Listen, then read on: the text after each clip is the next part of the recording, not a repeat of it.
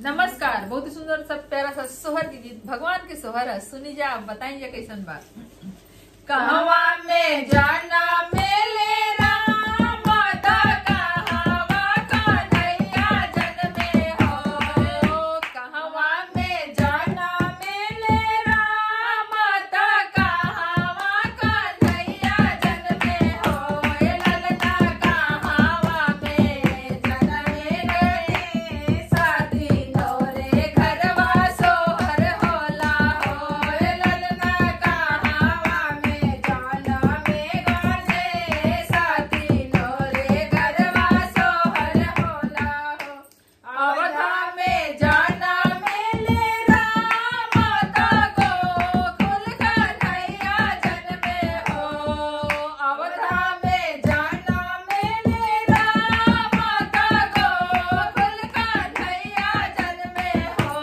ललना पर्वत पे जन्मे गणेश शादी नौरे घरवा सोहर होला हो।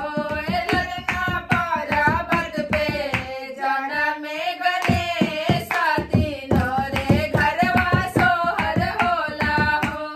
केकरा से जाना मेले राम माता के कारा कन्हैया जन्मे हो।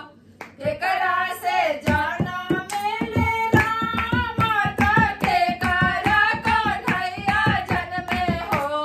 ललना के कारा से जन्मे गणेश शादी नौरे घरवा सोहर होला हो। ललना के कारा से जन्मे गणेश शादी नौरे घरवा सोहर होला हो। कौशल्या के जाना मेले राम माता देवकी कन्हैया जन्मे हो।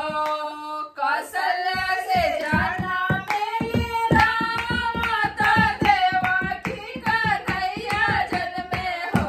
ललना गौरा से जन्मे गणेश शादी नौरे घरवा सोहर होला हो। ललना गौरा के जन्मे गणेश शादी नौरे घरवा सोहर होला हो।